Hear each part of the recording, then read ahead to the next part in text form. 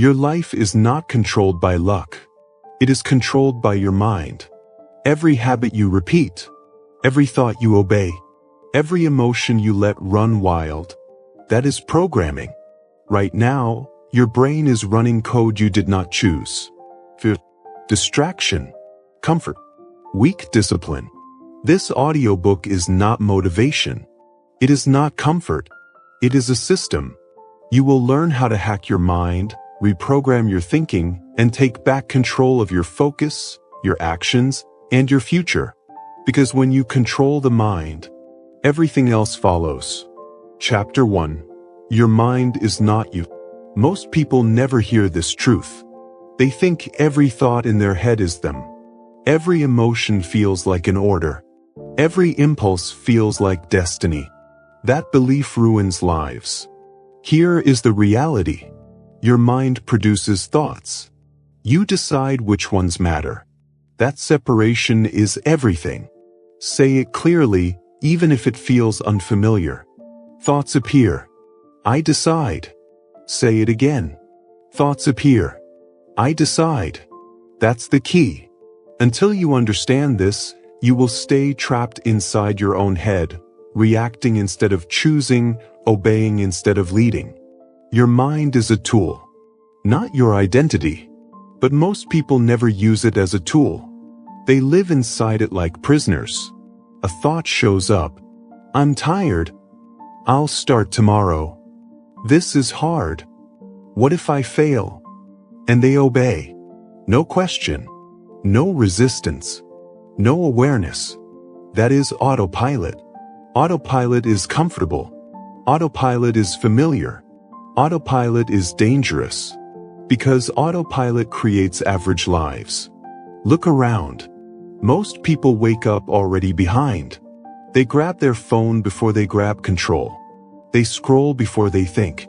They react before they choose. They let the mind decide the day. And the mind always chooses the easiest path. Comfort over progress. Distraction over focus. Excuses over discipline. You have a choice. But you can't use a choice you don't see. That's why awareness is the first hack. You cannot change what you cannot observe. Right now, your mind is running patterns. Old patterns. Unquestioned patterns. They were built by repetition. They will only be broken by awareness.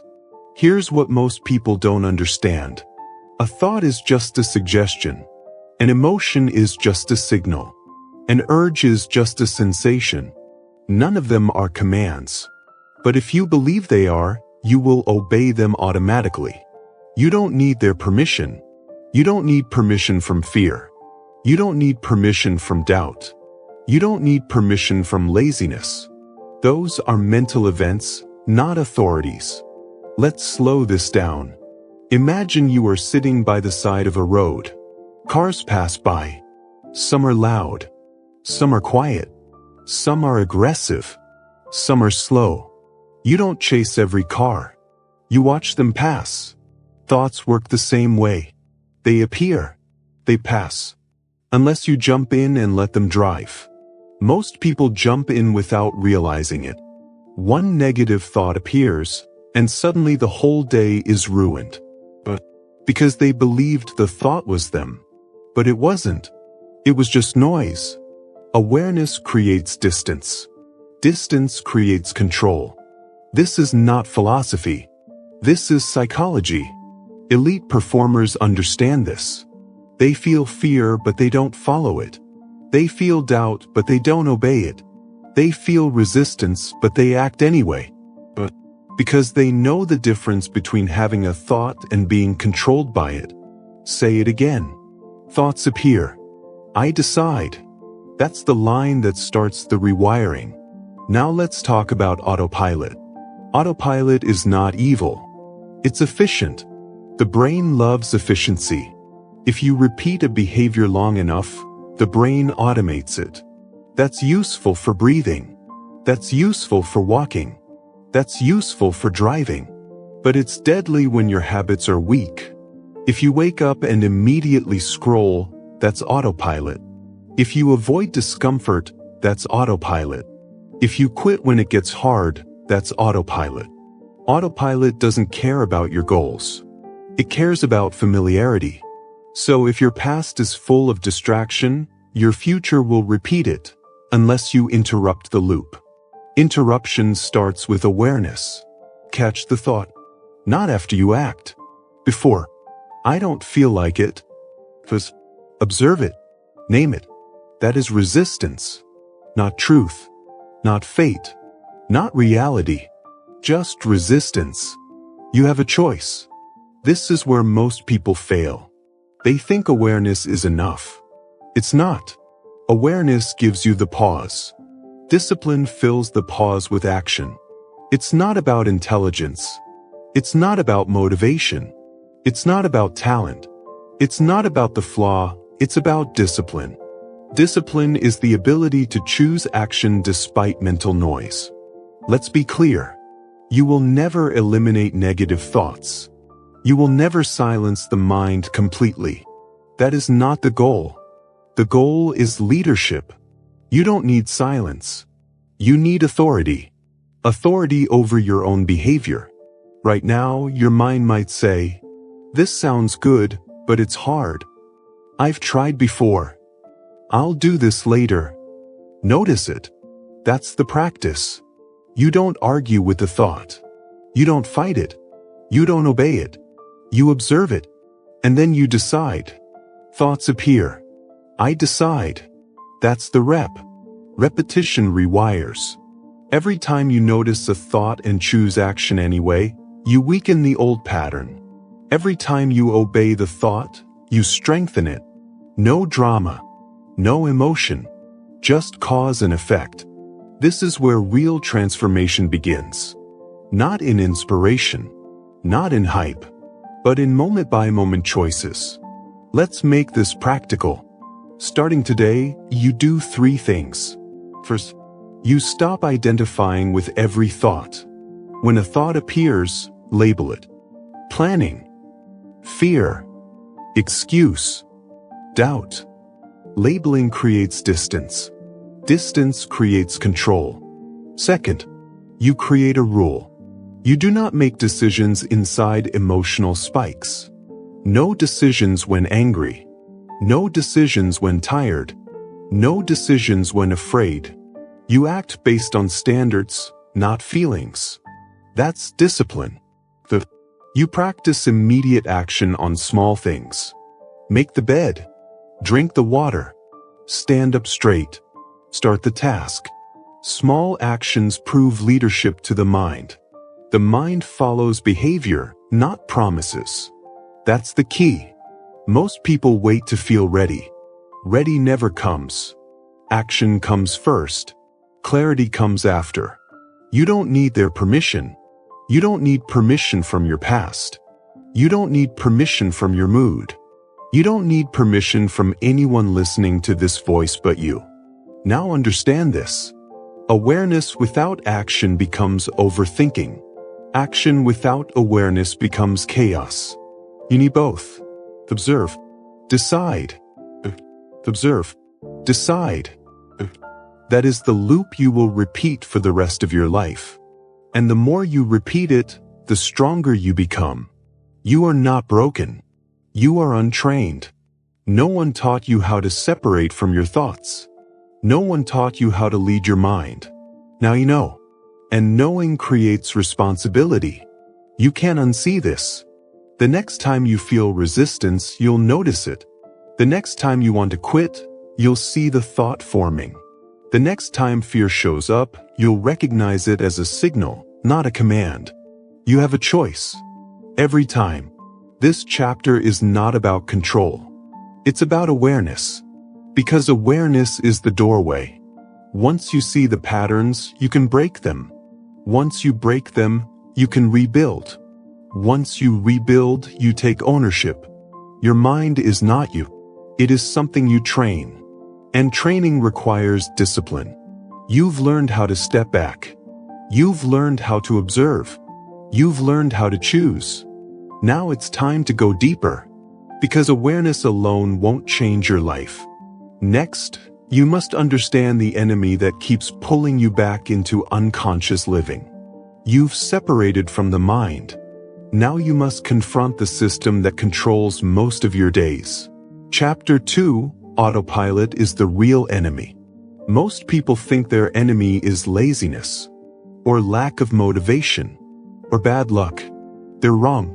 The real enemy is autopilot. Silent, efficient, unquestioned. Autopilot runs your life while you think you're in control. Here's the truth. Your brain does not care about your dreams. It does not care about your potential. It does not care about success. Your brain cares about efficiency. That's the key. The brain's job is to conserve energy, to repeat what feels familiar, to avoid uncertainty. So whatever you repeat, the brain automates. Whatever you tolerate, the brain normalizes. Whatever you avoid, the brain protects you from, by keeping you small. Autopilot is not personal. It's mechanical. But if you don't understand it, it will dominate you. Look at your days. You wake up the same way. Check the same phone. Think the same thoughts. React to the same triggers. And the day the same way. Different day. Same pattern. And then people say, why isn't my life changing? Because nothing new is happening. Same actions. Same outcomes. That's autopilot. Say this clearly. If you don't choose the pattern chooses you. Say it again. If you don't choose the pattern chooses you.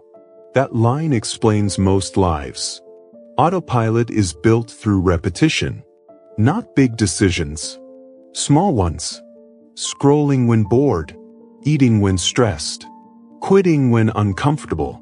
Delaying when uncertain. Each time you repeat it, the brain says, got it? This is who we are. And then it makes it automatic. Automatic means unconscious. Unconscious means unchallenged. Unchallenged means permanent, unless interrupted. This is why willpower fails. People try to fight autopilot with motivation. That never works. Motivation is emotional. Autopilot is structural. You don't break systems with feelings. You break systems with discipline. It's not about willpower. It's not about inspiration. It's not about the flaw. It's about discipline. Discipline is conscious action against unconscious habits. Let's talk psychology. The brain rewards familiarity with comfort chemicals, even if the familiar behavior is harmful. That's why people stay stuck in routines they hate, jobs they hate, bodies they hate, lives they complain about. Because it's familiar. Autopilot whispers, at least this is known. Don't risk the unknown. That whisper feels like logic. It's not. It's fear wearing the mask of reason. You don't need their permission. Not permission from fear. Not permission from comfort. Not permission from the past. You have a choice. But only if you slow down enough to see it. Autopilot speeds everything up. Reaction. Impulse. Excuse. Choice lives in the pause. That's why awareness alone isn't enough. You noticed the thought in chapter 1. Now you must interrupt the behavior. Awareness shows the pattern. Discipline breaks it. Here's where people lie to themselves. They say, I don't have time. I'm too tired. Now isn't the right moment. Those aren't facts. Those are autopilot scripts.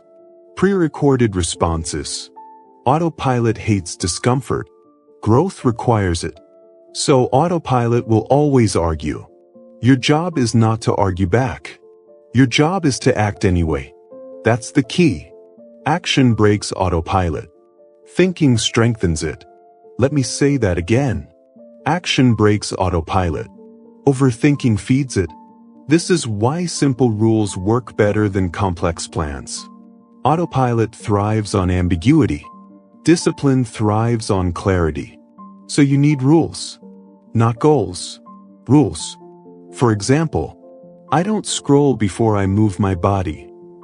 I start even when I don't feel ready. I do the hard thing first. Rules remove negotiation. Negotiation invites autopilot back in. You have a choice, but only once. After that, the rule decides. Most people live by feelings. Elite performers live by systems. Systems beat moods. Every time. Now let's get specific. What must you stop doing? You must stop letting the morning decide itself. Mornings set the tone. Autopilot loves mornings. Half asleep, unaware, reactive. If you win the first 10 minutes, you weaken autopilot for the day. That's not motivation. That's leverage. You must stop waiting to feel like it. Feeling follows action. Never the other way around. Waiting is autopilot's favorite trick. You must stop confusing movement with progress. Scrolling feels busy. Worrying feels productive. Planning feels like work. None of it changes anything. Action does. Now what must you start doing? You must start interrupting patterns. Same time. Same trigger. Different response. That's rewiring. If you always quit when it gets hard, stay 5 minutes longer. If you always procrastinate, start badly. If you always avoid silence, sit in it. Small interruptions create big changes. You must start tracking behavior, not intentions. Autopilot hides in stories. Discipline lives in data. What did you do today? Not what you meant to do. That's the truth. And truth is uncomfortable. But discomfort is the price of control. You must start acting before certainty. Certainty is a myth. Clarity comes from movement. Autopilot waits for clarity. Discipline creates it. You have a choice. Every interruption is a vote for a new identity. Every time you override autopilot, you tell the brain, we're doing something different now. At first, the brain resists. That's normal. Resistance doesn't mean stop. Resistance means it's working. That's the key. If it feels uncomfortable, you're interrupting autopilot. Comfort means you're still asleep. Now understand this. Autopilot never disappears. It gets replaced. Old patterns are overwritten by new ones. The brain doesn't delete. It layers. So don't aim for perfection. Aim for consistency. One new pattern practiced daily beats intense effort practiced rarely. That's discipline. Not dramatic. Not exciting. Effective. You don't need permission to change your routine. You don't need permission to choose differently. You don't need permission to outgrow your past patterns. You have a choice. But choice without action is illusion. Action installs the upgrade. Let's lock this in. Autopilot is efficient, not intelligent. It repeats, it doesn't evaluate. You are the evaluator. If you don't step in, autopilot runs the show. And autopilot always chooses the familiar over the meaningful. Same actions. Same outcomes. Say it one last time. If you don't choose the pattern chooses you. This chapter is about responsibility, not blame. Responsibility. You now know what's been running your life. That means you can change it. But awareness and interruption are still not enough. Because even with new patterns, most people fail in one place. They let emotions regain control. You've exposed autopilot. Now it's time to master what hijacks your decisions in critical moments. You've slowed down the machine. Next, you must learn how to stop obeying what you feel. Chapter 3. Discipline is a mental skill, not a personality trait. Most people believe a lie. They think discipline is something you're born with. That some people have it and others don't. That it's personality. That it's genetics. That it's luck. That belief keeps people weak. Here's the truth. Discipline is a mental skill. And skills are trained. No one is born disciplined. They are trained by habits, by standards, by repetition. Weak discipline is not a flaw in character. It is untrained focus. That's the key. Once you understand this, excuses collapse. Can't say, "That's just not who I am." Because discipline is not who you are. It's what you practice. You have a choice. Every time you delay action, you train weakness. Every time you act despite resistance, you train discipline. No middle ground. Let's be clear. Discipline is not motivation. Motivation is emotional. It comes and goes. It depends on mood, energy, music, timing. Discipline does not care how you feel. Discipline is mechanical. You act because you decided, not because you feel inspired. Say this clearly. I act first. Motivation follows. Say it again. I act first. Motivation follows. That sentence rewires behavior. Most people wait for motivation. They wait to feel ready. They wait for confidence. They wait for the perfect moment. They wait forever. Because motivation follows action. It never leads it. That's psychology. Action creates momentum. Momentum creates emotion. Emotion creates motivation. Reverse the order and you fail. That's the key. Now understand this. Discipline is focus under discomfort. When something is easy, everyone can do it. When something is hard, discipline shows up, or it doesn't. And discipline is not loud. It's quiet. It's boring. It's repetitive. That's why most people avoid it. They want dramatic change without repetitive action. It doesn't work. Your brain is trained through repetition, not intensity. One small action, done daily, beats massive effort done rarely. That's discipline. Now let's talk about why discipline feels so hard. Your brain is emotional by default. It wants pleasure now, relief now, comfort now. Discipline asks for delay. Delay of gratification. Delay of comfort. Delay of reward. That delay feels uncomfortable. The brain interprets discomfort as danger. So it sends signals. I'm tired. This is pointless. Do it later. You deserve a break. Those signals feel convincing. They are not commands. You don't need their permission. You don't need permission from fatigue. You don't need permission from boredom. You don't need permission from resistance. Those are sensations, not authorities. You have a choice. And that choice defines your discipline. Here's where most people fail. They try to discipline everything at once. Big goals. Big promises. Big expectations. Then they break them. And every broken promise trains the brain to distrust you. That weakens discipline. So stop doing that. Stop making emotional promises. Stop setting unrealistic standards. Stop relying on willpower. Willpower is unreliable. Systems are reliable. Discipline is built small. Very small. So small it feels almost meaningless. That's intentional. Because the goal is not the task. The goal is the pattern. You are training identity. Every small action is a signal to the brain.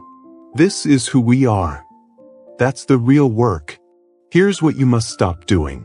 You must stop asking, "Do I feel like it?" That question hands control to emotion. Emotion is unstable.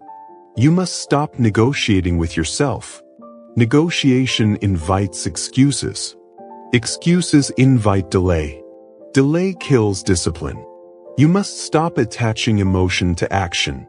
You don't need to feel good to act. You don't need to feel confident to act. You don't need to feel ready to act. You act because it's time. That's it. Now here's what you must start doing. You start by shrinking the action. Not the standard. The action. Same rule. Smaller step. If you want to exercise, start with 5 minutes. If you want to write, start with 1 paragraph. If you want to focus, start with 10 minutes. Small enough to eliminate resistance.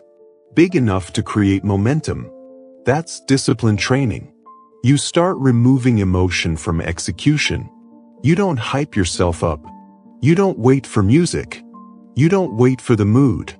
You start on schedule. Schedule beats feeling. Every time. You start tracking consistency, not performance. Did you show up? Yes or no? That's it. Discipline is binary. You did it, or you didn't. No stories. No excuses. Just data. This builds trust with yourself. Trust builds confidence. Confidence strengthens discipline. That's the loop. Now understand this. Discipline grows through exposure. You expose yourself to small discomfort daily. Cold water. Silence. Delayed gratification. Uncomfortable focus. Each exposure tells the brain, we can handle this. The brain adapts. Resistance decreases. Capacity increases. This is training. Just like muscles. No one starts strong. They get stronger. Mental strength is no different. It's not about being fearless. Fear will show up. Resistance will show up. Excuses will show up. Discipline shows up anyway. That's the difference. Say it again. I act first. Motivation follows. That phrase is a weapon. Use it when resistance appears. Now let's address a common lie. People say, I lack discipline. You lack a system. You are disciplined in some areas. You brush your teeth. You charge your phone. You check notifications. Because those actions are automatic. No emotion. No debate. That proves discipline is trainable.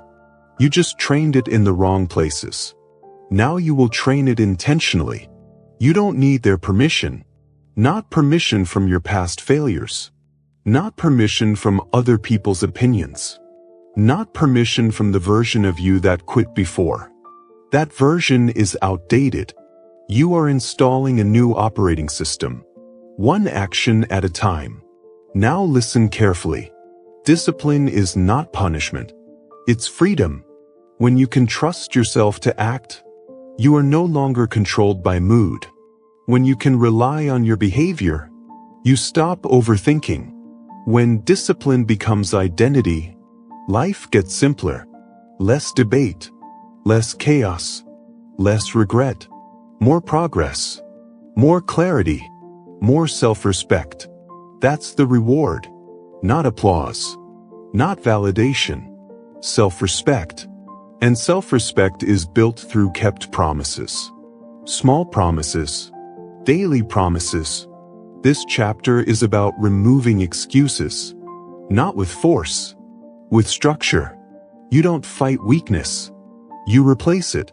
Replace emotion-based action with rule-based action. Replace motivation with repetition. Replace intensity with consistency. That's discipline. And discipline is a skill. Trainable. Repeatable. Reliable. You have a choice. Every day. You can act like discipline is who you are waiting to become. Or you can train it, today, through action. Now lock this in. Discipline is not a personality trait. It is a practiced behavior. And practiced behaviors become identity. You've learned how to observe the mind. You've learned how to interrupt autopilot. Now you're learning how to act without emotion. But there is still one thing that destroys discipline faster than anything else. The information you allow into your mind. Because what you consume becomes what you think. And what you think shapes what you do. You've trained action. Now it's time to control input. Chapter 4, Control the Input, Control the Output. Most people try to change their lives from the outside. New habits. New goals. New routines. But they ignore the source. The input. Here is the truth most people never face. What you watch, hear, and scroll becomes how you think. That's the key. Your mind is not neutral. It absorbs. It copies. It repeats. Every image you consume, every sound you allow, every conversation you tolerate, all of it leaves a mark. And most people are feeding their minds garbage, then wondering why their lives feel chaotic. Garbage in creates chaos out. Clean input builds clarity. This is not opinion. This is psychology. The brain is a pattern recognition machine. It shapes belief from exposure. It builds desire from repetition. If you constantly consume distraction, your mind becomes scattered. If you constantly consume negativity, your mind becomes anxious. If you constantly consume comparison, your mind becomes insecure. Then people say, I can't focus. I lack discipline. I feel unmotivated. But your inputs are poisoned. It's not about the flaw, it's about discipline. Discipline over what enters your mind. Say this clearly. Protect the mind like a fortress. Say it again. Protect the mind like a fortress. A fortress doesn't let everything in. It filters. It guards. It controls access. Your mind deserves the same respect. Right now, most people leave the gate wide open. Notifications, buzz, short videos, opinions, noise, constant stimulation. The brain never rests, never focuses, never deepens. That's by design. Attention is currency, and you are spending it without thinking. You have a choice, but only if you recognize this. Every scroll is a decision. Every video is a vote. Every song is conditioning. Conditioning shapes behavior. Behavior shapes destiny. That's the chain. Let's slow this down. When you consume fast, shallow content, your brain adapts. It craves speed. It craves novelty. It resists depth. Then when it's time to focus, your brain rebels. It's not broken. It's trained. Trained to avoid stillness. That's the key. Most people blame themselves. They say they lack willpower. They don't. They lack boundaries. And boundaries are discipline. Now let's talk about noise. Noise is not just sound. Noise is unnecessary input. Opinions you didn't ask for. Drama that isn't yours. Information with no action attached. Noise exhausts the mind. A tired mind seeks comfort. Comfort kills discipline. That's why controlling input is not optional. It's foundational. Here's what you must stop doing. You must stop starting your day with noise. No phone. No news. No messages. The first input of the day sets the tone. Feed your mind chaos. You'll think chaotically. You must stop consuming content that weakens you. Content that makes you anxious. Content that makes you compare. Content that numbs you. If it drains you, it's not harmless. You must stop multitasking input. Music, scrolling, conversations, all at once. That fragments attention. Fragmented attention creates shallow thinking. Shallow thinking leads to poor decisions. Now here's what you must start doing. You must start choosing your inputs intentionally. Ask one question before you consume anything. Is this strengthening me or weakening me? That's it. Simple. Binary. If it weakens you, it goes. You must start protecting silence. Silence is not empty. It's training. In silence, the mind settles. In silence, clarity appears. In silence, discipline strengthens. 5 minutes. 10 minutes. No phone. No sound. Just awareness. That discomfort you feel? That's addiction to noise breaking. That's progress. You must start feeding your mind depth. Long-form content. Focused learning. Depth rebuilds attention span. Attention span rebuilds discipline. This is how you reverse the damage. Now understand this. You don't need their permission. Not permission from friends who scroll all day. Not permission from society that rewards distraction. Not permission from platforms designed to hijack you. You have a choice. Every time you pick up your phone, you are choosing who controls your mind. You or the algorithm. That's the real battle. Algorithms are optimized for engagement, not your growth. They don't care about your focus. They care about your time. So you must care.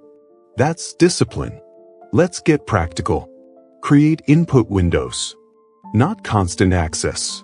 Specific times. Morning. Evening. Outside those windows, silence. This retrains the brain to tolerate stillness. Stillness is power. You must curate what stays. Unfollow what weakens you. Mute what distracts you. Limit what overstimulates you. This is not deprivation. It's protection. Protect the mind like a fortress. That phrase matters. Because once input is clean, output improves automatically. Better focus. Better decisions. Better habits. You don't force clarity. You remove clutter. That's the key. Most people add more. More apps. More information. More advice. Clarity comes from less. Less noise. Less distraction. Less unnecessary input. Minimal input creates maximum output. Now listen carefully. You cannot out-discipline bad input. You can't scroll all day and expect deep focus.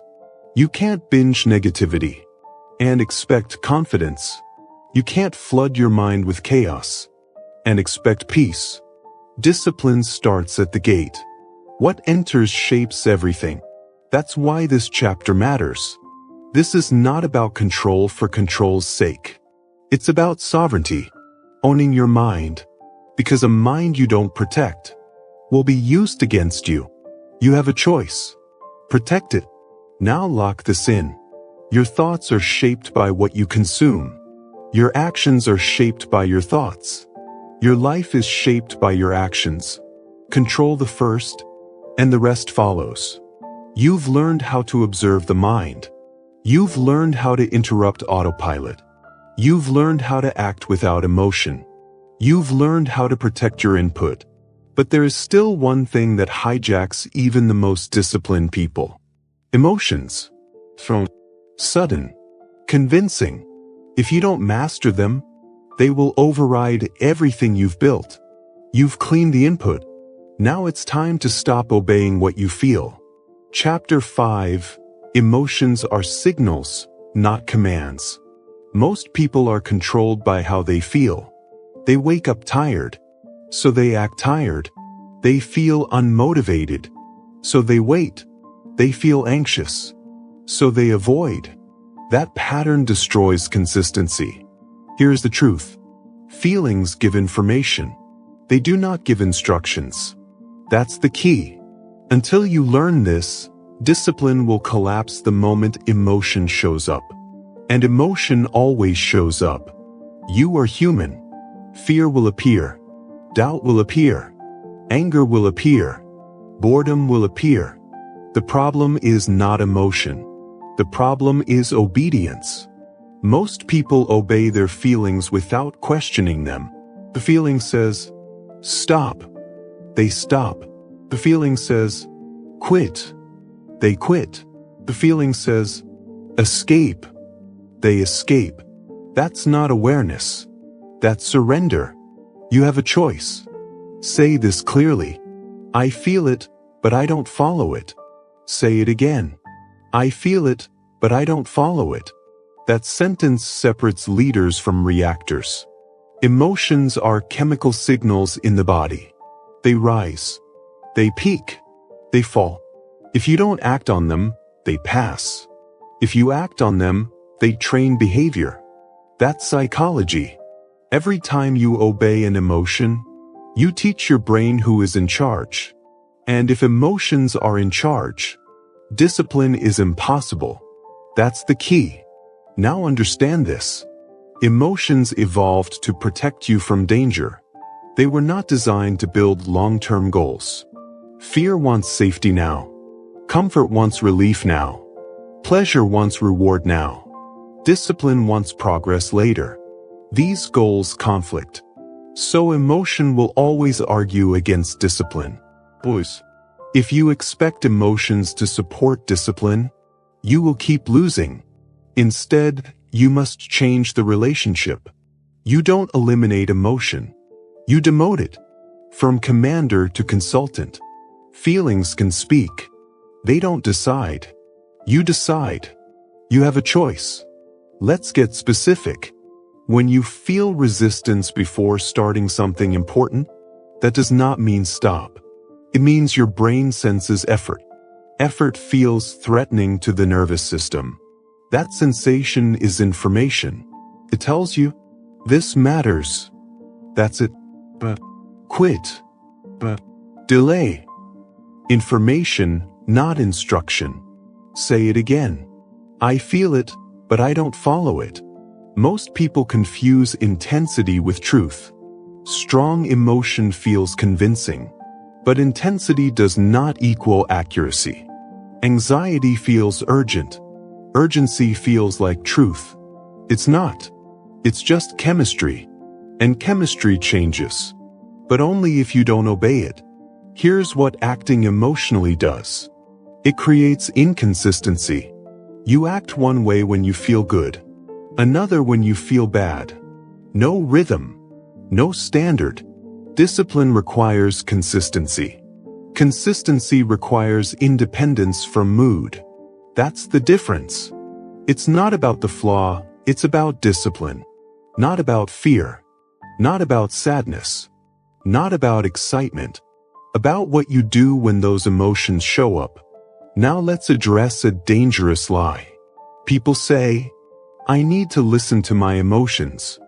But you need to understand them. Listening implies obedience. Understanding implies leadership. Big difference. Emotions are feedback.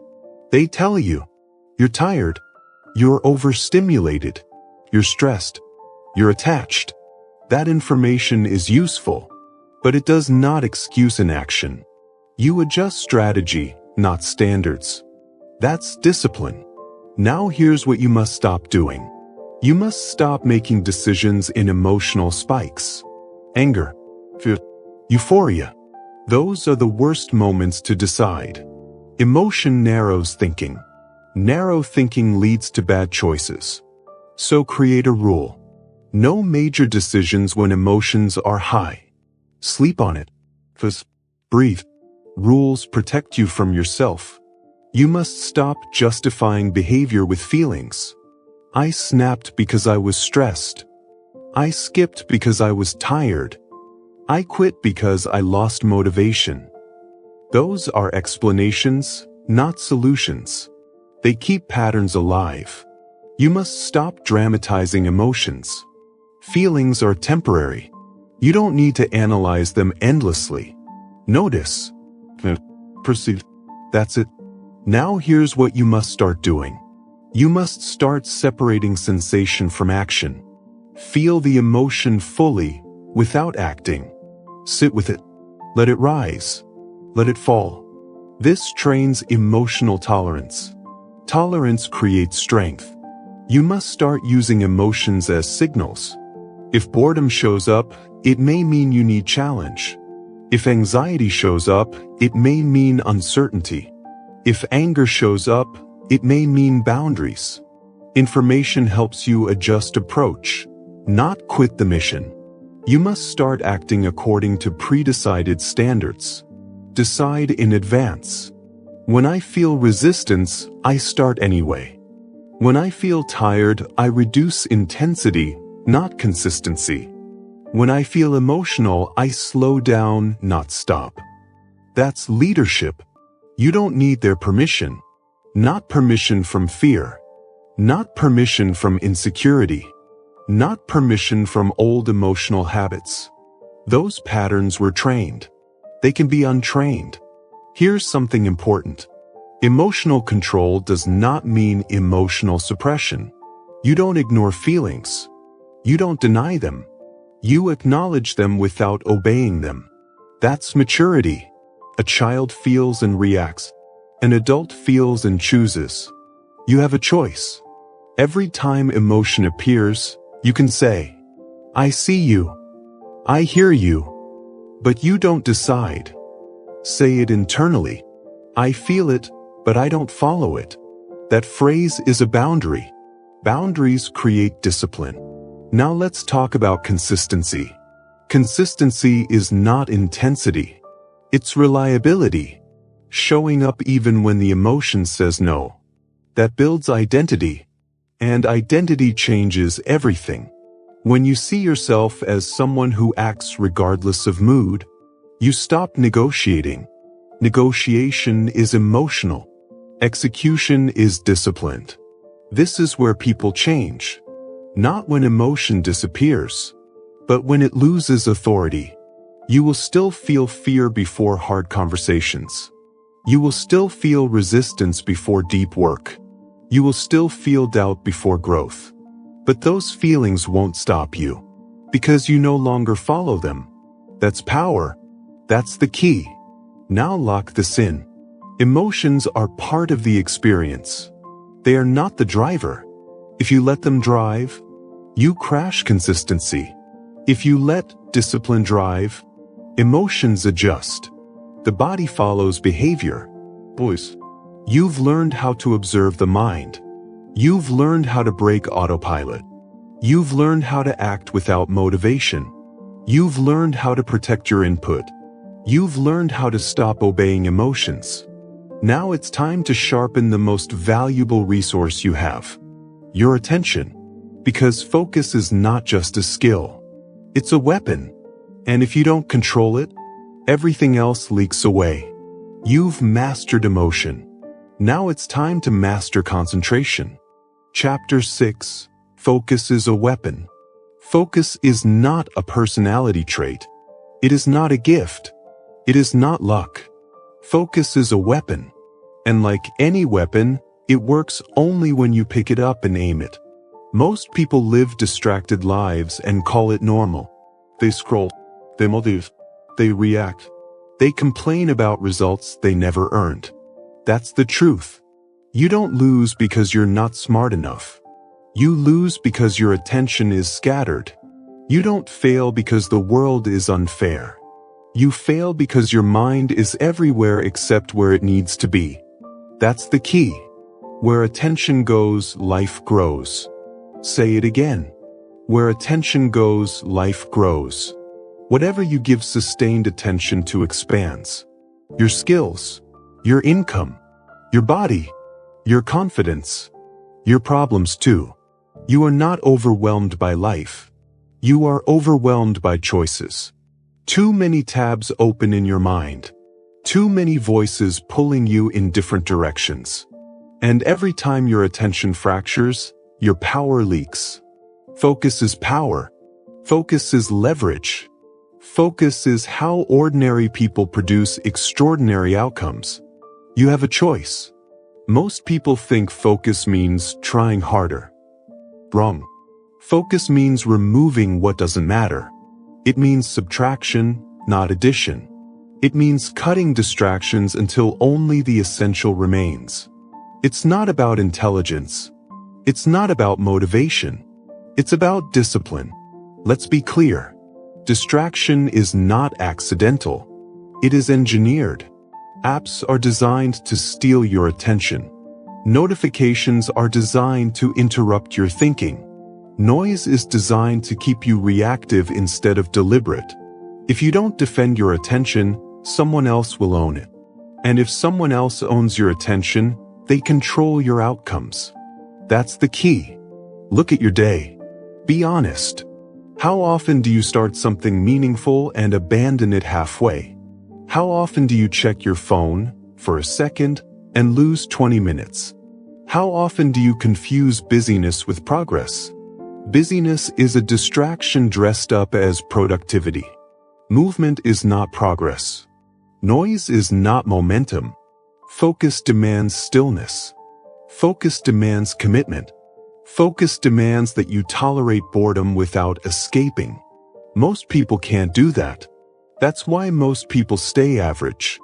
You don't need their permission to be different. Focus means one task, one goal, one window of attention. Not 5, not 10.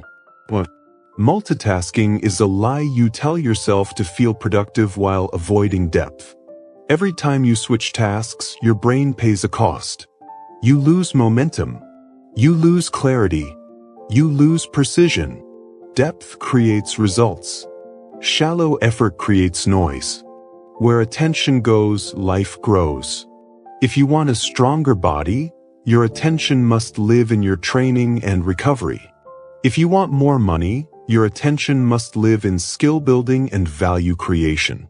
If you want peace, your attention must leave chaos behind. You cannot dabble your way to mastery.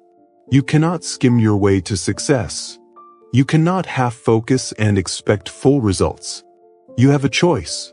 Here's the psychological truth most people avoid. Your brain follows what you feed it.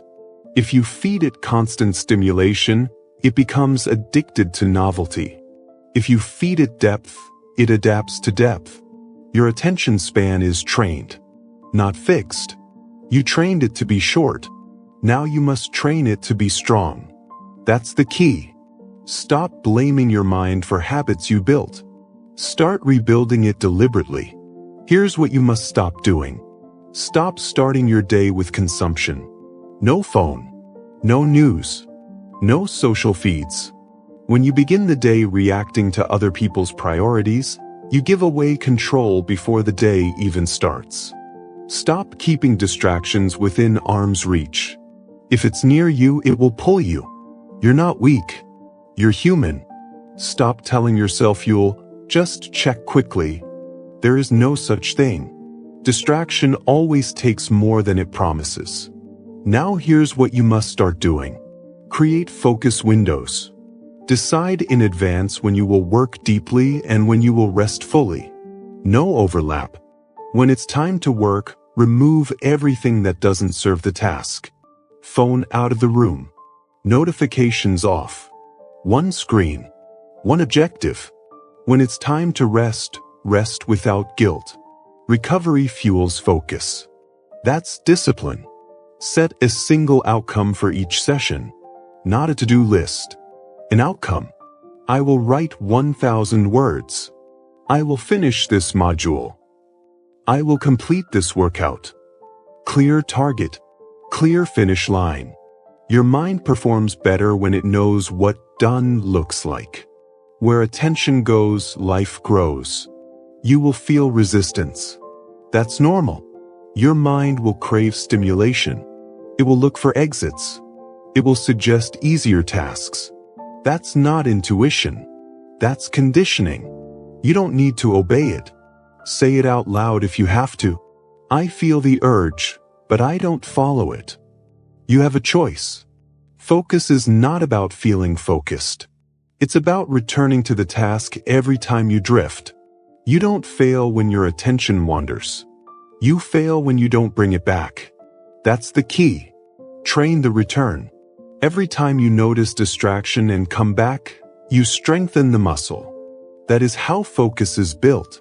Not through perfection, through repetition. Here's another hard truth. Most people avoid focus because focus exposes them. When you remove distraction, you confront your limits. Your boredom, your self-doubt, your lack of skill. Distraction is comfort. Focus is confrontation.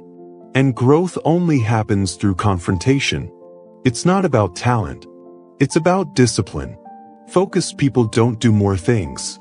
They do fewer things better. They say no more than they say yes. They protect their time aggressively. They understand that every yes costs attention. You don't need their permission to protect your time. Audit your commitments.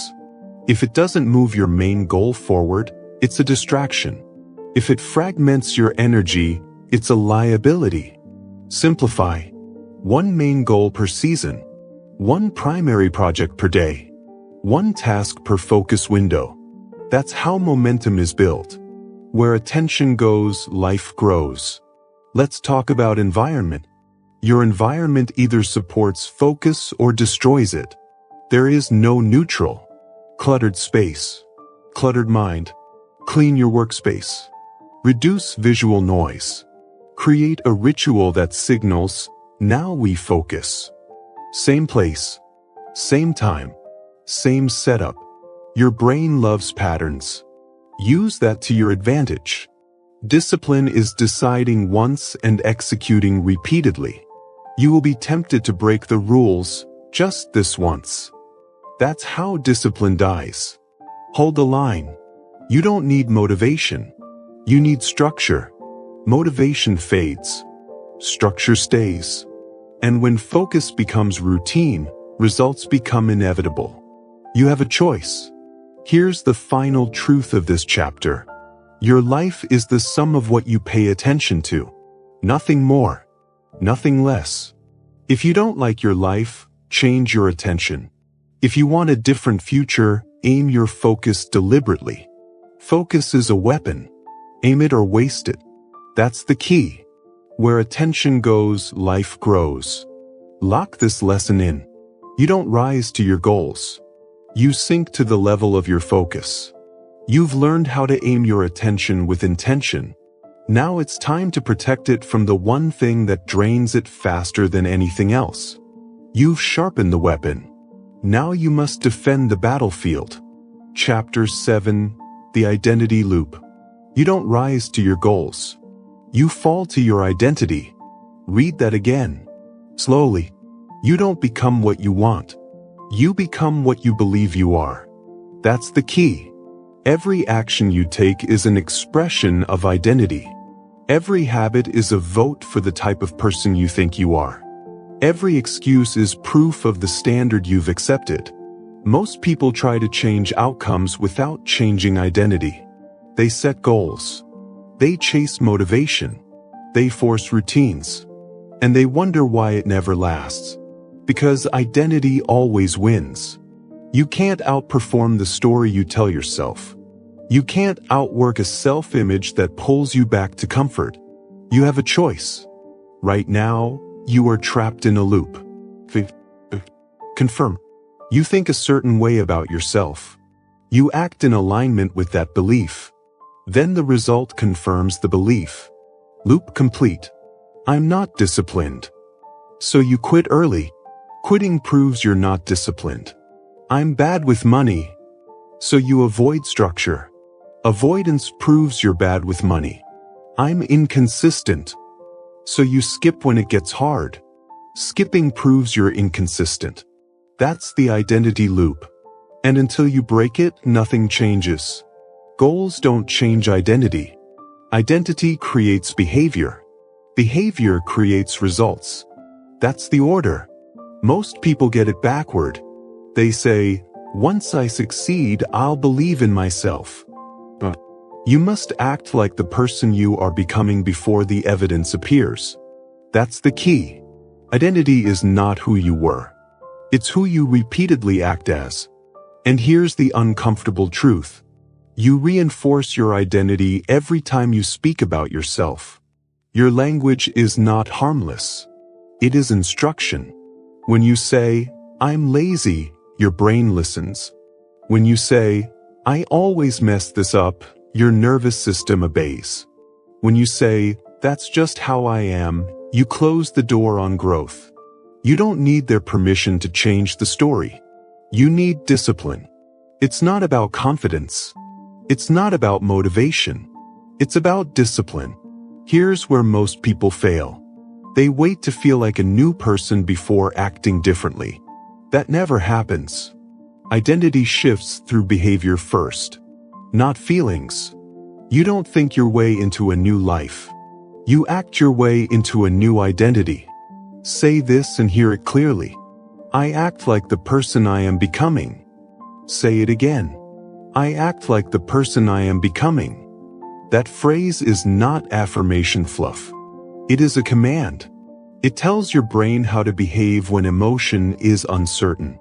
It gives you direction when motivation disappears. Because motivation always disappears. That's the key. Let's break this down psychologically. Your brain is a prediction machine. It wants consistency. It wants to be right. When you act out of alignment with your old identity, your brain resists. It creates discomfort, excuses. Not because you're wrong, but because you're unfamiliar. The brain prefers familiar pain over unfamiliar growth. So when you start showing up early, your brain says, "This isn't you." When you start training consistently, it says, "Who do you think you are?" When you say no to distractions, it says, "Relax. You've never done this before."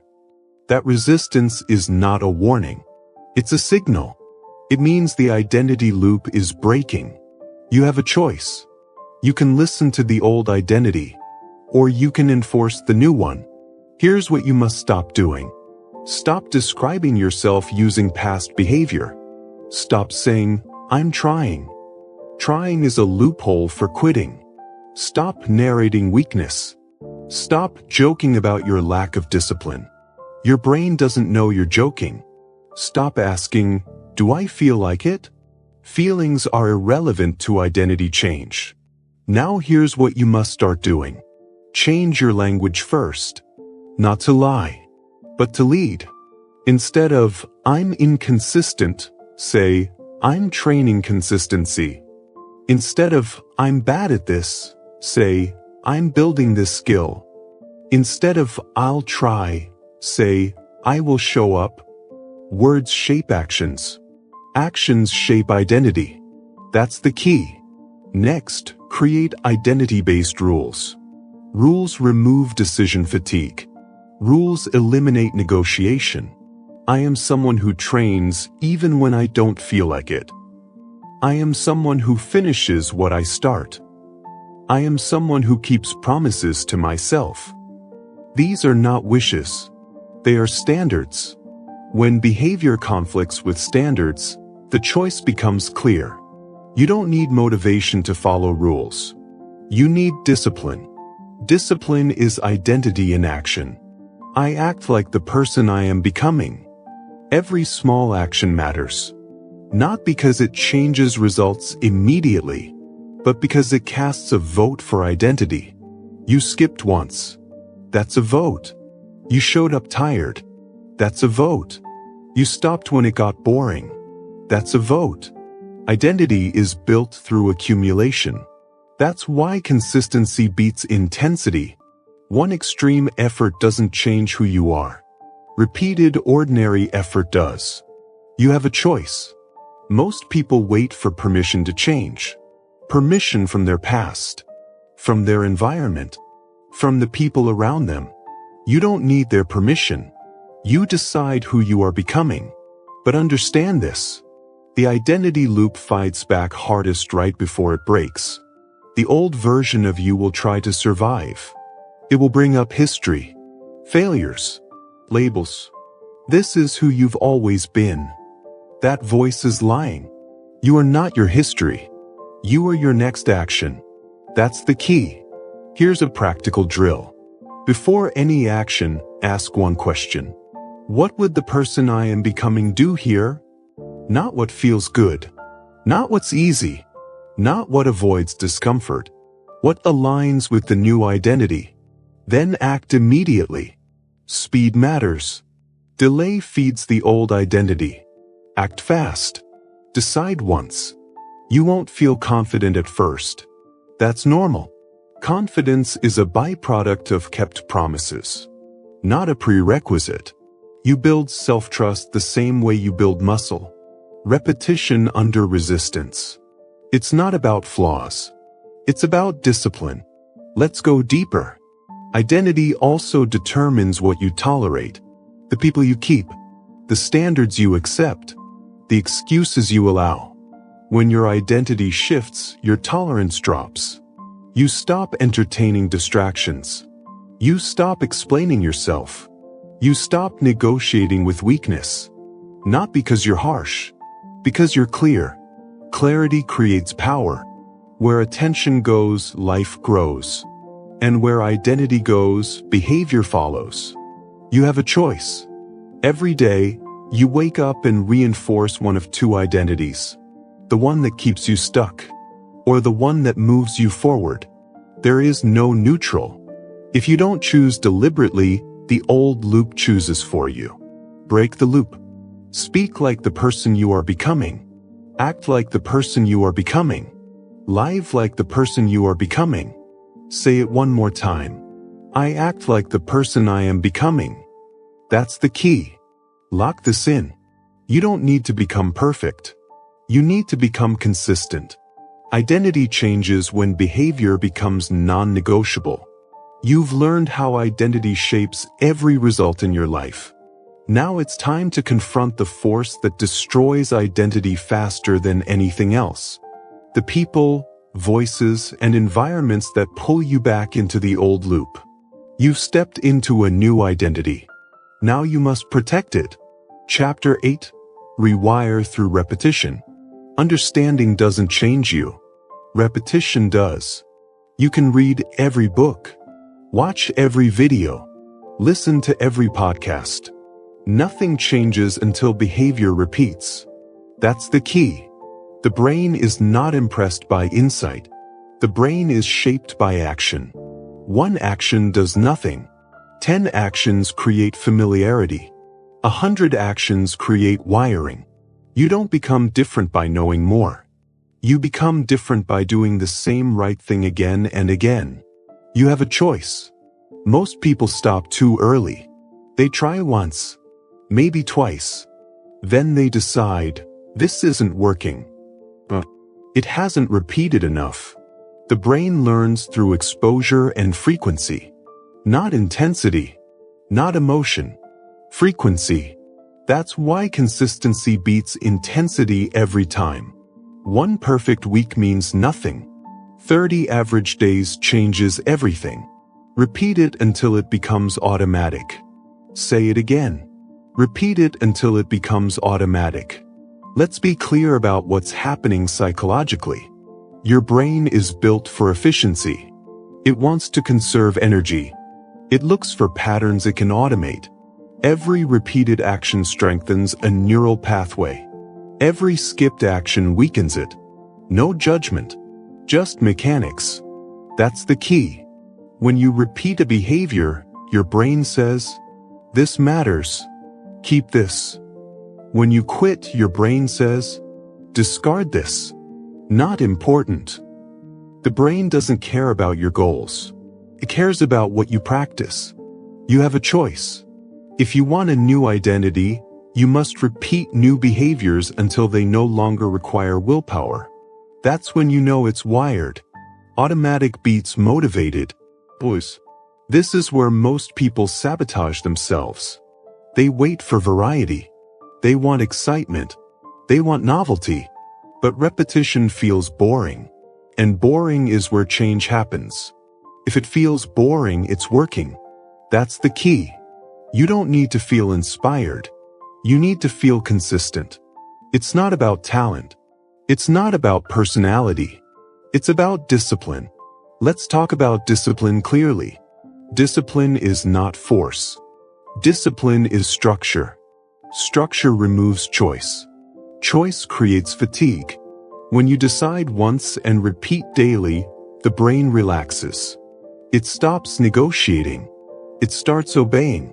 Repeat it until it becomes automatic. Here's what you must stop doing. Stop changing methods too quickly. Stop chasing new systems every week. Stop restarting instead of continuing. Restarting feels productive. It isn't. Continuing is uncomfortable. That's where the wiring happens. Stop asking, is this working? Start asking, have I repeated it enough? That's the key. Now here's what you must start doing. Pick fewer behaviors. Repeat them longer. One habit. One routine. One rule. Then repeat. Same time. Same place. Same trigger. The brain loves predictability. When behavior is predictable, it becomes automatic. You have a choice. You can scatter effort across 10 goals. Or you can wire one behavior deeply. Depth beats breadth. Repeat it until it becomes automatic. Let's get practical. If you want focus, repeat focused work in short blocks daily.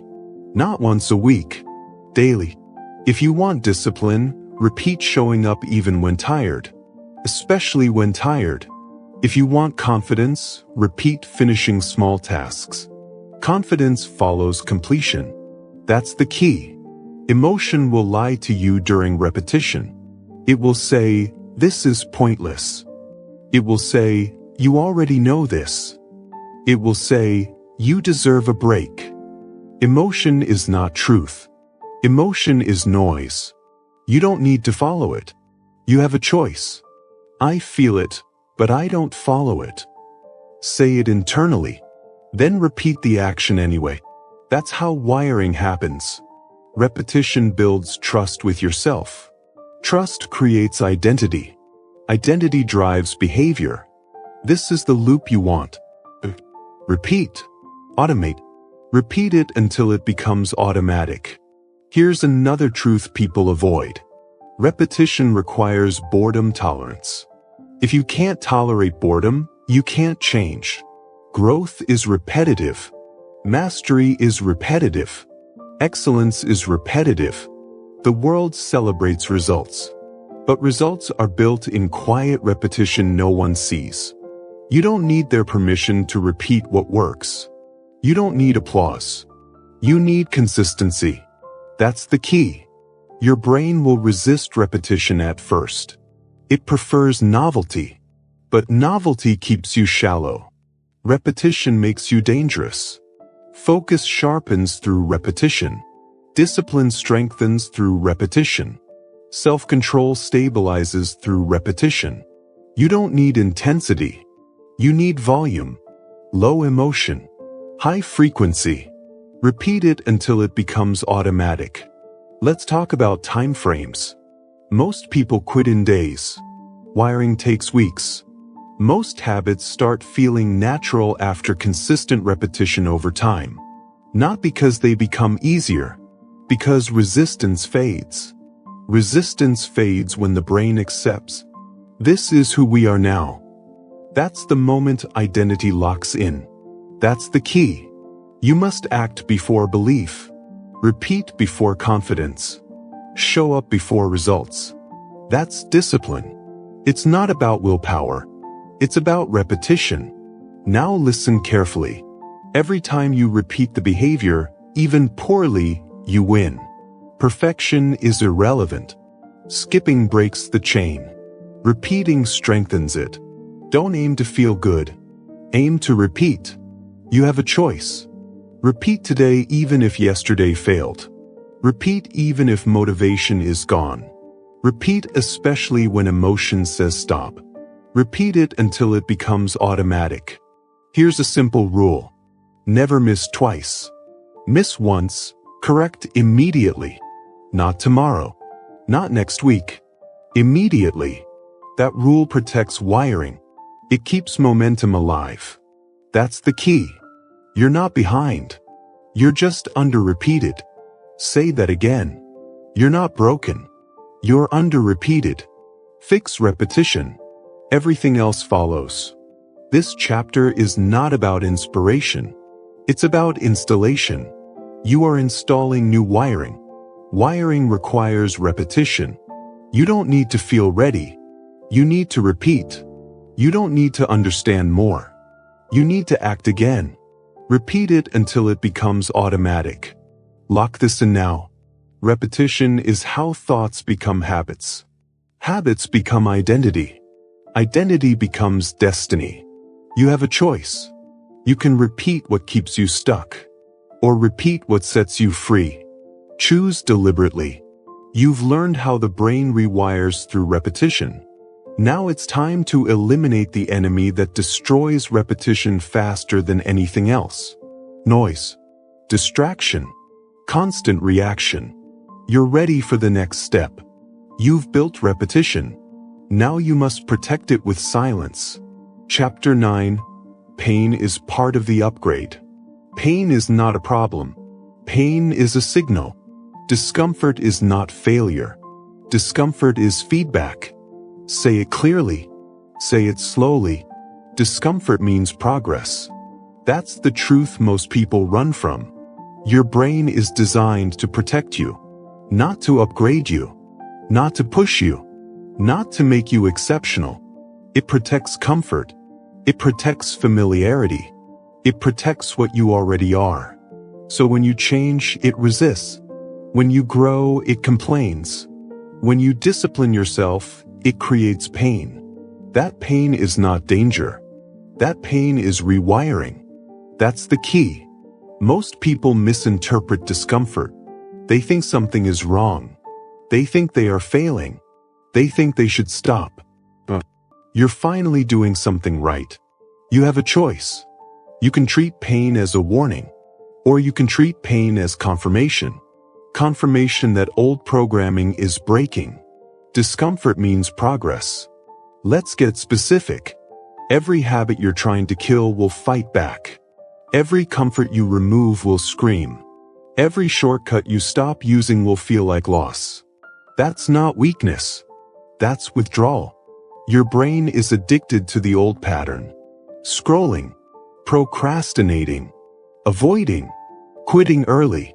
When you remove the drug, the system reacts. Irritation, restlessness, fatigue, normal. That's the upgrade process. That's the key. People say they want change, but what they really want is change without discomfort. That doesn't exist. Growth has a price, and the price is temporary pain. Avoiding pain keeps old programming alive. Say it again. Avoiding pain keeps old programming alive. You don't break habits by feeling good. You break habits by tolerating discomfort longer than before. Discipline is not about feeling strong. It's about staying when you want to leave. It's not about motivation. It's about endurance. You have a choice. When discomfort appears, you can escape, or you can stay. Staying is where identity changes. Most people escape. They scroll. They distract. They quit. Then they wonder why nothing changes. That's the key. Let's talk psychology. The brain seeks equilibrium. It wants things to stay the same. When you introduce a new behavior, equilibrium breaks. The brain responds with resistance. Pain is the resistance signal. If you quit, equilibrium restores. Old identity stays intact. If you persist, the brain adapts. Adaptation is uncomfortable, but adaptation is power. Discomfort means progress. Now hear this clearly. Pain does not mean injury. Pain means effort. You're not being damaged. You're being trained. Weakness avoids pain. Discipline uses it. It's not about fear. It's about discipline. That phrase matters. Because fear will always exist. Pain will always appear. The question is not how to eliminate discomfort. The question is how to respond to it. You don't need their permission to feel uncomfortable. You don't need approval to struggle. Struggle is part of mastery. That's the key. Let's talk about what you must stop doing. Stop labeling discomfort as a sign to stop. Stop saying, "This isn't for me." Stop believing ease equals alignment. Ease equals stagnation. Comfort is not alignment. Comfort is maintenance. If you want growth, you must accept friction. Stop negotiating with discomfort. Negotiation sounds like this. I'll do it later. I'll do it when I feel better. I'll do it tomorrow. That's avoidance wearing logic as a disguise. You have a choice. Now here's what you must start doing. Start expecting discomfort. Plan for it. Welcome it. When pain shows up, say internally, "Good. This means I'm upgrading." That's the key. Start separating pain from danger. Your brain confuses the two.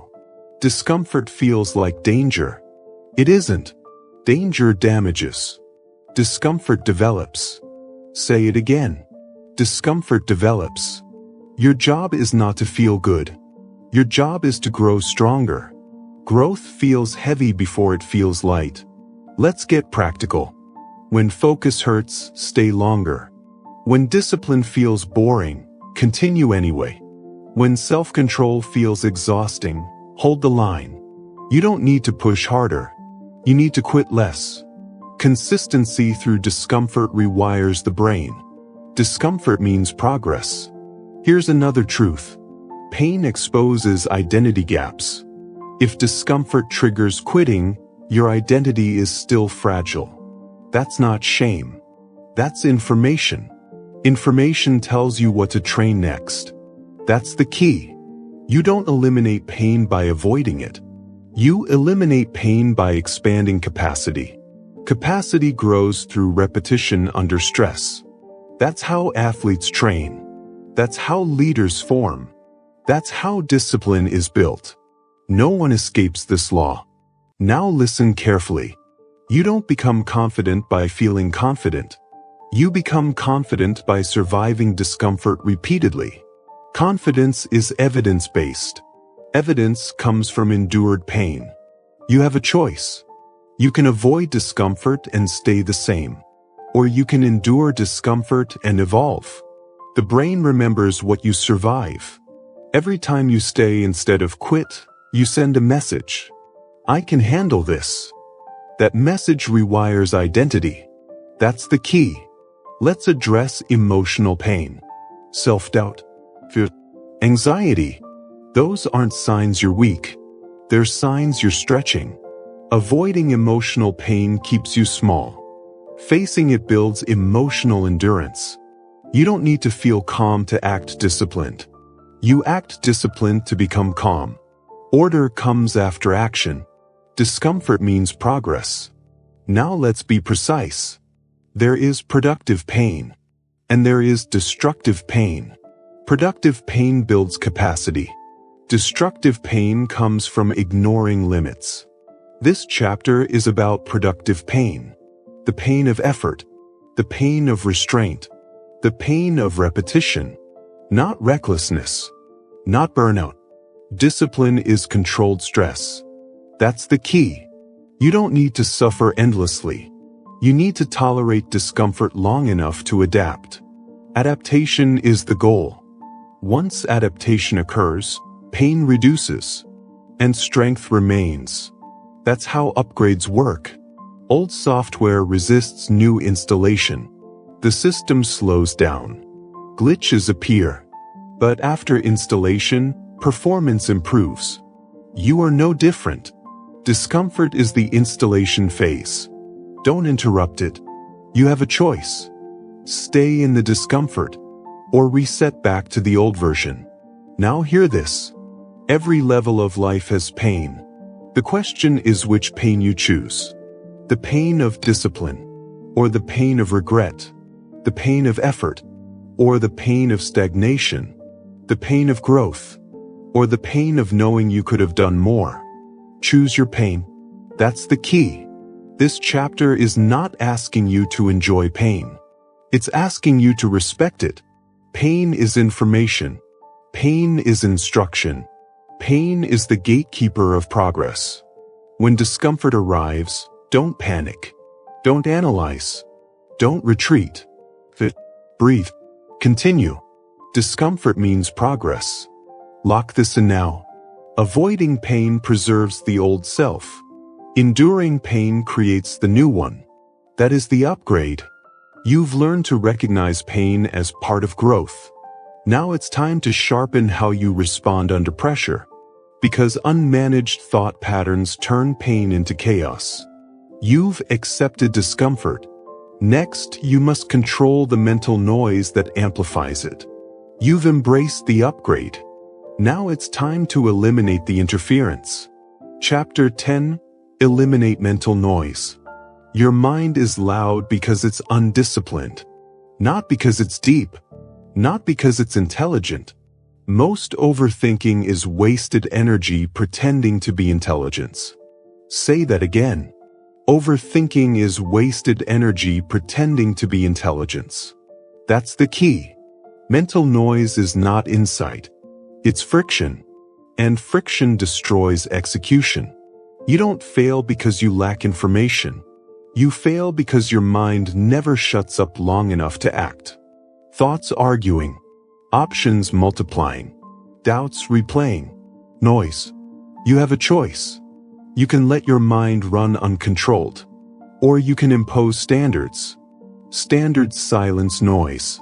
Let's get clear about what mental noise really is. Mental noise is unfiltered input, unresolved decisions, open loops. Every unfinished decision stays active in the brain. Every maybe later drains focus. Every unclear standard creates debate. Debate kills momentum. That's the key.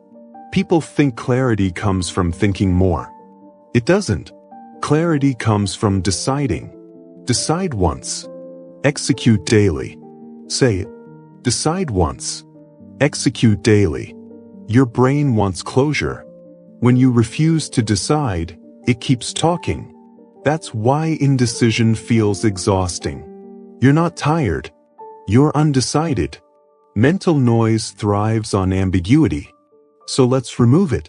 First, what you must stop doing. Stop replaying decisions you've already made. Stop reopening questions that were answered. Stop negotiating with yourself every day. Negotiation is weakness disguised as flexibility. It's not about confusion. It's about discipline. That line matters. Because most people know what to do. They just keep asking themselves again and again. What should I do today? Should I work or rest? Should I stay consistent or take a break? Noise. High performers don't ask those questions daily. They decided already. That's the key. Now what you must start doing.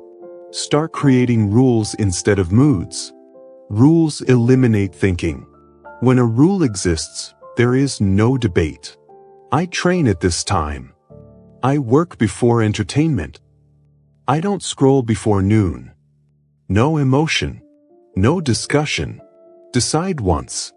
Execute daily. You don't need their permission to live by rules. You don't need approval to reduce noise. Structure is freedom. Let's go deeper psychologically. The brain can only hold a limited amount of attention. Every unnecessary thought steals from execution. Mental noise feels like productivity because it's busy.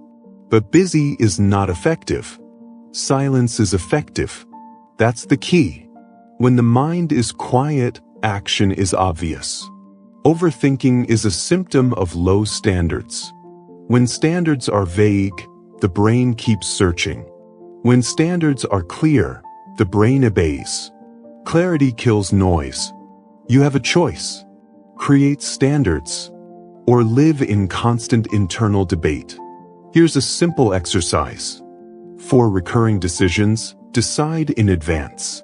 What time you wake up. When you work. How you train. When you rest. Decide once. Then remove the option to reconsider. Execution becomes automatic.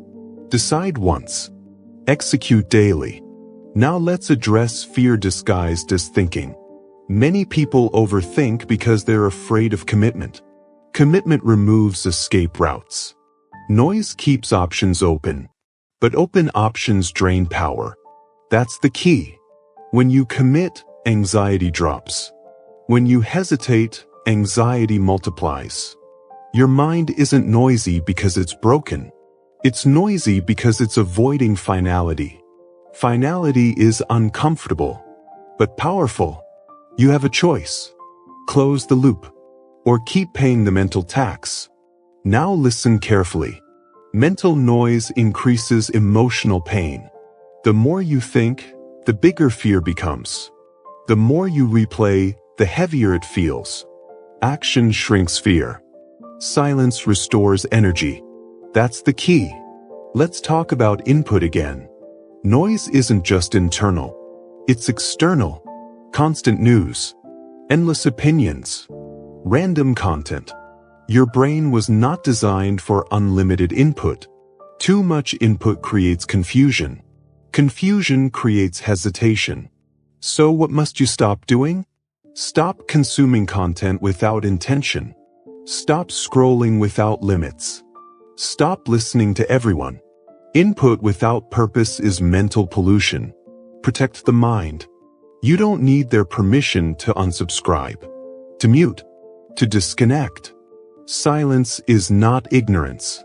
Silence is strategy. That's the key. Now here's what you must start doing. Schedule thinking time. Schedule it. When thinking has a container, it stops spilling everywhere. Decide when to plan. Decide when to act. During action time, thinking is forbidden. Execute. Decide once. Execute daily. This separation is discipline. It's not about intelligence. It's about control. You don't eliminate thoughts. You limit them. You tell the mind when it's allowed to speak. That's leadership. Most people are ruled by their thoughts. Leaders rule their thoughts. You have a choice. Now let's make this practical. When a thought appears during execution, say internally, "Not now." Then return to the task. No analysis. No engagement. Thoughts fade when ignored. That's the key. Mental noise survives on attention. Starve it. Here's another rule. If a thought doesn't lead to immediate action, it's postponed. No exceptions. Write it down if needed. Then return to execution. This trains the brain to respect boundaries. Over time, silence increases. Focus deepens. Energy returns. Decide once. Execute daily. Now let's talk about identity. A noisy mind is an undisciplined identity. A calm mind is not passive. It's controlled. Control comes from repeated decisions honored consistently. Every time you act without debate, you strengthen authority over your mind.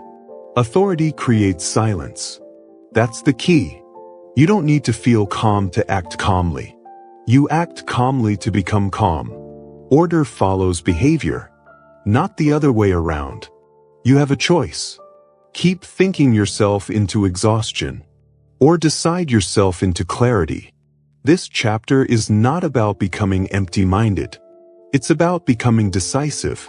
Decisiveness is quiet. Indecision is loud. Choose quiet. Lock this in now.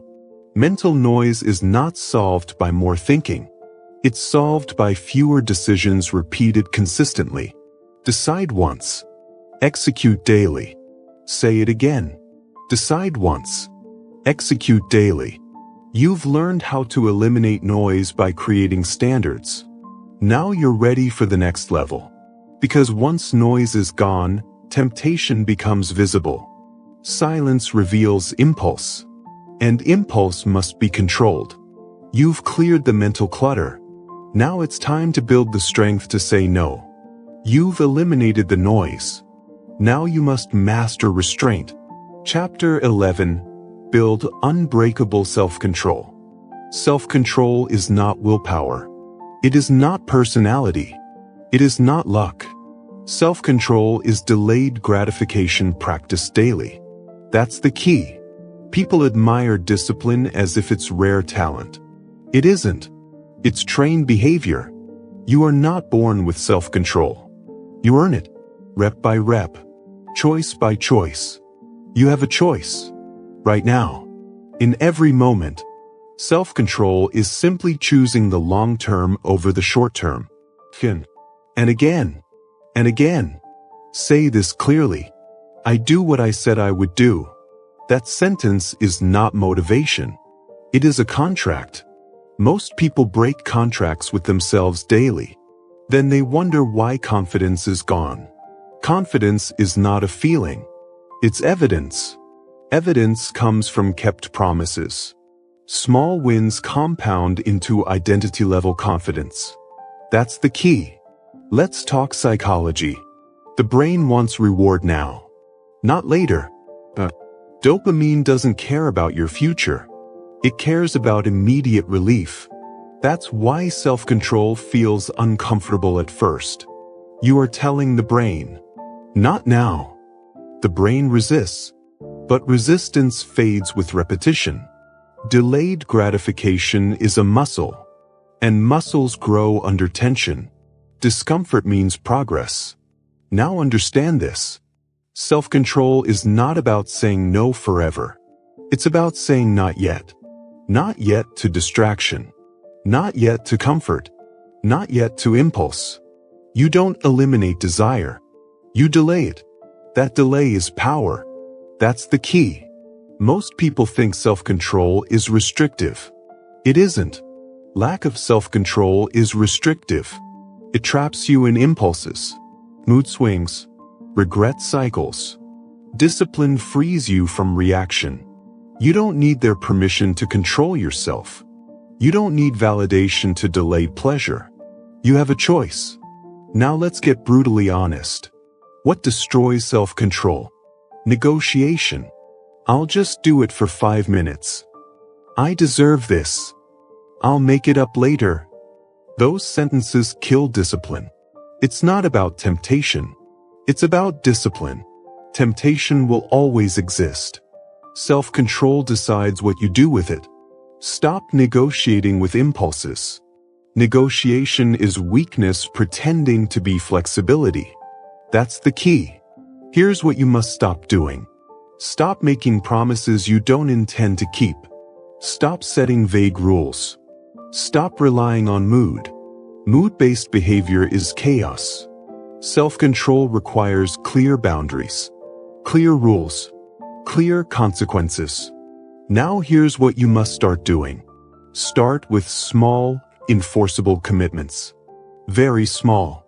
Small enough that you can't excuse failure. Wake up when you said you would. Stop when the timer ends. Finish the task before reward. Then repeat. Small wins compound into identity-level confidence. Every kept promise sends a signal. I can trust myself. Trust creates confidence. That's the key. Say it again. I do what I said I would do. This phrase matters because identity listens. The brain adapts to consistency. If you repeatedly follow through, your brain updates the identity. This is who we are. Self-control becomes natural, not because temptation disappears, but because identity is stronger. You have a choice. Let's talk about delayed gratification in practice. When you want to quit early, don't delay quitting. When you want to check your phone, wait 5 minutes. Delay the impulse. When you want comfort food, pause. Delay the decision. Delay trains control. Control trains confidence. Confidence fuels discipline. That's the loop. Now hear this clearly. You don't need extreme discipline. You need consistent discipline. Extreme discipline burns out. Consistent discipline compounds. It's not about intensity. It's about discipline. That phrase again. Because it matters. You build self-control by winning small battles daily. Not heroic moments. Boring moments. That's the key. The moment no one sees. The moment no one applauds. The moment you choose discipline anyway. Those moments build unbreakable control. Let's talk about failure. You will slip. Everyone does. Self-control is not perfection. It's correction speed. How fast you return to discipline. Never miss twice. Miss once. Correct immediately. That rule protects identity. Identity breaks when you allow patterns of failure. One slip is an event. Repeated slips are identity erosion. You have a choice. Correct immediately. Now listen carefully. Self-control is easier when environment supports it. Don't rely on strength alone. Remove temptation. Reduce friction. Put the phone away. Prepare the food. Set the clothes out. Structure beats willpower. That's the key. You don't prove discipline by resisting temptation constantly. You prove discipline by designing life to reduce temptation. That's intelligence. You don't need their permission to structure your environment. Make discipline obvious. Make weakness inconvenient. Now let's address the emotional side. Many people sabotage self-control because they tie it to self-worth. They fail once. Then shame appears. Then quitting follows. That's emotional weakness. Discipline is neutral. You fail. You correct. You continue. No drama. That's the key. Emotion complicates what discipline simplifies. Remove emotion from the process. You are not good or bad. You are consistent or inconsistent. Fix consistency. Everything else follows. You have a choice. Here's a powerful mental shift. Stop asking, "How do I feel?" Start asking, "What did I commit to?" Feelings change. Commitments don't. Self-control means honoring commitments regardless of mood. Mood is weather. Discipline is climate. That's the key. Now let's go deeper. Self-control builds identity momentum. Each small win makes the next win easier. Each kept promise lowers resistance. Eventually, discipline feels lighter. Not because tasks change, but because identity has shifted. You are no longer forcing behavior. You are expressing identity. I do what I said I would do. That sentence becomes truth. And when it does, temptation loses power. Not completely, but enough. You don't eliminate impulse. You outgrow it. You have a choice. Let's make this concrete. Choose one daily non-negotiable. What? A habit you complete no matter what. Even if poorly. Even if tired. Even if distracted. Completion matters more than quality at first. Completion builds trust. Trust builds confidence. Confidence builds self-control. That's the system. Repeat daily. Small wins compound into identity-level confidence. Say it again. I do what I said I would do. Now understand this. Self-control is the foundation of freedom. Without it, life controls you. With it, you choose your direction. Freedom is not doing what you want. Freedom is doing what matters. That's the key. This chapter is not about becoming rigid. It's about becoming reliable. Reliable to yourself. When you trust yourself, anxiety drops. When you trust yourself, decisions simplify. When you trust yourself, momentum builds. Trust is built through self-control. You have a choice. Either continue breaking promises and weakening identity, or start keeping small promises and strengthening it. No one else can do this for you.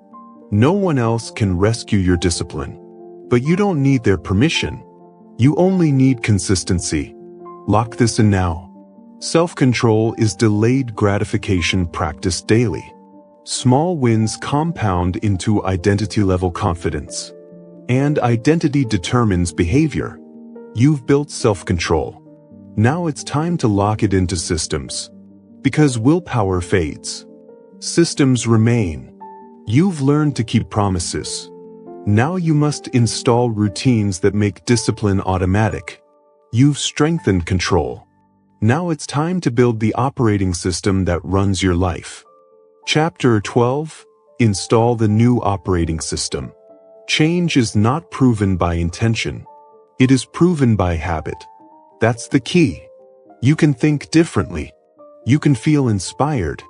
You can understand everything you've heard so far. But if your daily actions stay the same, nothing has changed. Your habits are the final proof of change. Not your words. Not your goals. Not your confidence in the moment. Your habits. You have a choice. Either you keep relying on willpower, or you install systems that run automatically. Willpower is fragile. Systems are stable. That's the difference between people who relapse and people who transform. This chapter is about replacing effort with structure, installing a new operating system. Because your current life is not random. It's running on code, old habits, old routines, old defaults. And if you don't change the system, the outcomes will repeat. That's the key. Let's talk psychology. The brain loves efficiency. It automates behavior. Anything repeated enough becomes a loop. Cue. Action. Reward. That loop runs whether it helps you or destroys you. Your job is not to fight the loop. Your job is to rewrite it. You don't need their permission to redesign your life. You don't need motivation to install structure. You need clarity. Now listen carefully. Most people fail here because they try to change behavior without changing systems. They say, "I'll try harder." That sentence signals failure. Trying harder means relying on mood. Systems don't care about mood. That's the key. Here's what you must stop doing. Stop depending on motivation. Stop improvising your days. Stop deciding in the moment. Decision fatigue kills discipline. If you decide every day whether to act, you will eventually choose comfort. That's human nature. It's not about laziness. It's about discipline. And discipline improves when decisions decrease. Now here's what you must start doing. You must pre-decide. Decide once. Then automate. Wake up time. Work start time. Training time. Shutdown time. No debate. No negotiation. The system runs whether you feel like it or not. That's the key. Let's be clear. Systems don't make life boring. They make life free. When basics are automated, mental energy is released. You stop wasting willpower on simple choices and apply it where it matters. That's real control.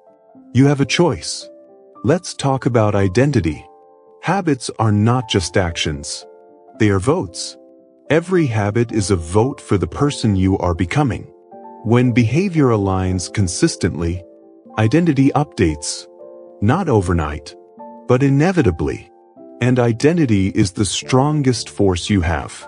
People don't rise to goals. They fall to identity. That's the key.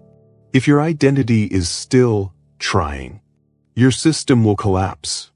If your identity is, "This is who I am," behavior stabilizes.